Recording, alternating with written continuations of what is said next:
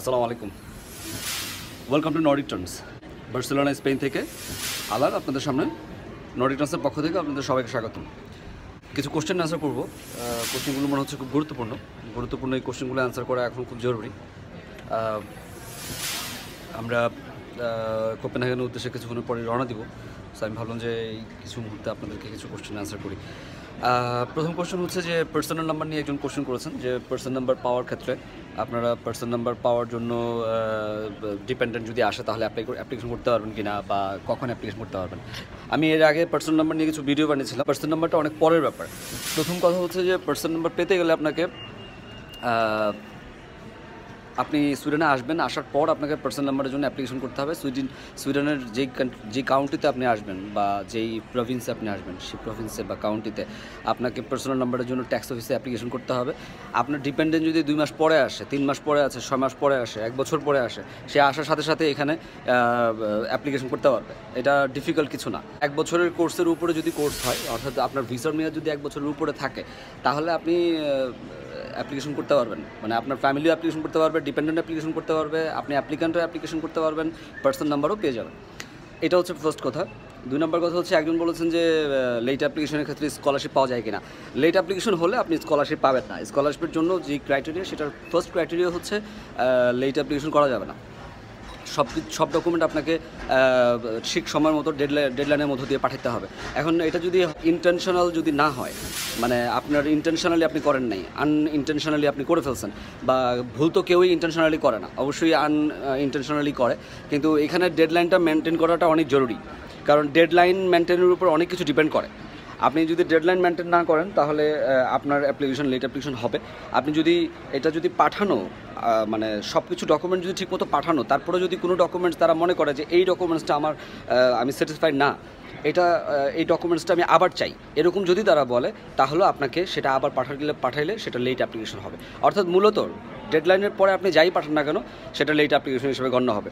আমি মনে হয় আপনাদেরকে বোঝাতে পেরেছি। তারপরে যদি কারো প্রবলেম থাকে স্কলারশিপ পাওয়ার ক্ষেত্রে, আপনি লেট অ্যাপ্লিকেশন হলে আপনি স্কলারশিপ পাবেন না, বিকজ এটা পূর্ব শর্ত যে আপনাকে সব ডকুমেন্টস ঠিকমতো পাঠাতে হবে। লেট অ্যাপ্লিকেশন হলে আপনি স্কলারশিপ পাবেন না, বা স্কলারশিপের জন্য আপনি অ্যাপ্লিকেশন করলেও আপনার স্কলারশিপ গ্রান্টেড হবে না। প্রথমেই দেখা হবে ক্রাইটেরিয়াটা যে আপনি লেট অ্যাপ্লিকেশন কিনা। আদারওয়াইজ লেট অ্যাপ্লিকেশন হলে কোনো প্রবলেম নেই। স্কলারশিপ ছাড়া, আপনারা যারা স্কলারশিপ ছাড়া পড়ালেখা করতে চান, বা স্কলারশিপ পাইলেও আসবেন, না পাইলেও আসবেন, এরকম তারা লেট অ্যাপ্লিকেশন হলেও সমস্যা নেই। আপনি কোয়ালিফাইড হয়েছেন কিনা সেটা হচ্ছে সবচেয়ে বড় ব্যাপার।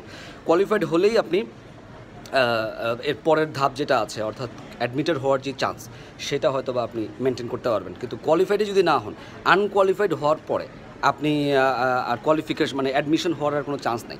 আপনি যদি 4টা ইউনিভার্সিটির মধ্যে 4টাতেই যদি আপনি কোয়ালিফাইড না হয়ে আনকোয়ালিফাইড হন, তাহলে তো আর কোনো চান্স নেই। ধরেন 3টা ইউনিভার্সিটিতে আপনি আনকোয়ালিফাইড হলেন, একটা এখনও ইন প্রোগ্রেস দেখাচ্ছে, তার মানে এখনও চান্স আছে।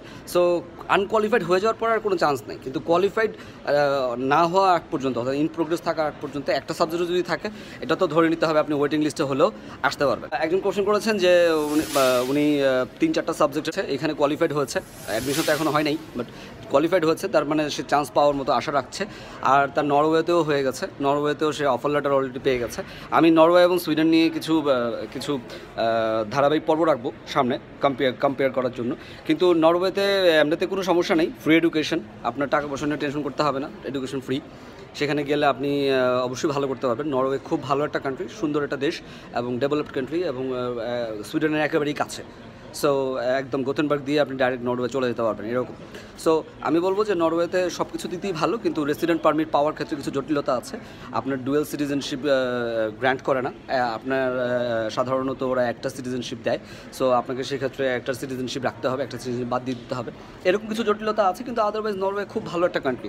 এডুকেশনের দিক দিয়ে নরওয়ের যে এডুকেশন লেভেল, সেটা সুইডেনের চেয়েও ভালো আমি বলবো। সো আমি আশা করবো যে আপনারা ঠিক মতোই অ্যাপ্লিকেশন করছেন। পাসপোর্ট নিয়ে একটা কথা বলবো। পাসপোর্টের ক্ষেত্রে অনেকে জিজ্ঞেস করছেন যে পাসপোর্টের মেয়াদ এতদিন আছে, অতদিন আছে। আমি একদম জেনারেলাইজ হয়ে আপনাদেরকে কোশ্চেন আনসারটা করছি।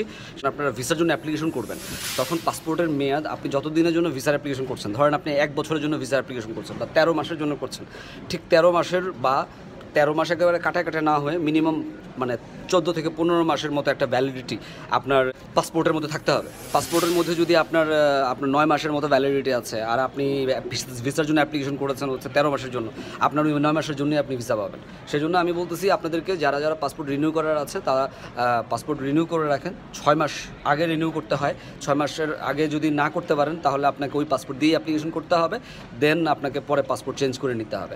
আর এটা নিয়ে কিছু জটিলতা আছে, আমি এটা নিয়ে পরের পর্বে আসছি। কিন্তু যারা যারা সুযোগ আছে 6 মাসের মধ্যে আপনারা পাসপোর্ট চেঞ্জ করতে পারবেন, অথবা পাসপোর্ট অফিসে গিয়ে এটা নিয়ে কথা বলতে পারেন যে আমি ভিসার জন্য অ্যাপ্লিকেশন করব, আমার পাসপোর্টের মেয়াদ এখনও প্রায় 9 মাসের মতো বা 7 মাসের মতো আছে।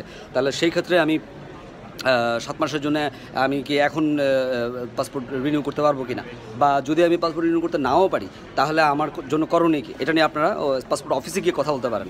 আদারওয়াইজ এটা নিয়ে পরবর্তীতে আরও কিছু ভিডিও আসছে পাসপোর্ট নিয়ে, আমি ওখানে ভিডিওগুলো নিয়ে আরও কিছু কথা বলবো। ওকে, আর ওভারঅল হচ্ছে এখানে আবহাওয়া পোর্টোতে অনেক ভালো ছিল। পোর্টো থেকে আমরা গিয়েছিলাম ব্রাগাতেও আবহাওয়া অনেক ভালো ছিল, খুব সানি ছিল।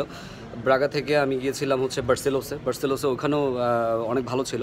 তো আমরা ওখানে 3 দিনের মতো ছিলাম পর্তুগালে। তারপরে আমরা এখানে 2 দিনের মতো স্পেনেও আবহাওয়া খুব ভালো, আপনারা দেখতে পাচ্ছেন সানি, খুবই সানি ওয়েদার, গরম। আমি তবুও লাইট ডাউন একটা জ্যাকেট পরে আছি, বাট ঠান্ডার কিছুই নেই এখানে। টেম্পারেচার প্রায় 14 degree 15 degree Celsius temperature, it's a very good weather. আর হচ্ছে আমরা কিছুক্ষণের মধ্যে রওনা দিব। স্পেনের বার্সেলোনাতে আমি ছিলাম প্রায় 2 দিনের মতো। আমি কিছু ভিডিও ধারণ করেছি, ভিডিওগুলো আপনাদেরকে সামনের সপ্তাহে দিব, এবং সেখানে যারা যারা ইন্টারেস্ট তারা দেখতে পারেন, আর যারা ইন্টারেস্ট না তারা তো আমার ভিডিও দেখছেন কন্টিনিউসলি, দ্যাটস ওকে। আর হচ্ছে আপনারা সবাই ভালো থাকবেন, আমার জন্য দোয়া করবেন যেন আমি ঠিকমতো হ্যামস্টারটা পৌঁছতে পারি আবার। আর হচ্ছে আপনারা সবাই ভালো থাকবেন, সুস্থ থাকবেন।